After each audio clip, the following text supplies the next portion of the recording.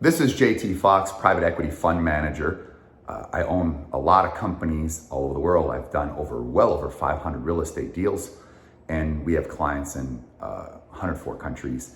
And property management is something we deal with in all our properties all over the world. And not all investors, property managers, owners, or brokers are created equal. And the great thing about what Nicole does, and I've known her very well, she spent 3 days with me at one of my houses, and because I was very fascinated at how she does property management. Because most property managers all over the world that we do business with, they frustrate me, right? They say one thing, they don't do another. They have what no call situational awareness. They have to be told everything they do.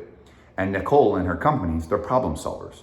And maybe it's because they have investment themselves, so they have the investor mind of like, okay, I'm an investor, here's what I do, as opposed to many property managers, they barely can afford to make their own rent. And so when you have someone that understands what we go through as investors, right, then you get someone on the same wavelength. And there's very few people that think like that. And so you owe it to yourself, if you own properties and you need a property manager, to talk to Nicole and her team. They get it done, they're on top of it. And that is why they've built a great brand in Australia and Sydney in particular. But also it's a great person to have in your Rolodex. And you may be working with somebody now and you're like, I like him, but you're gonna experience the difference. Have the conversation.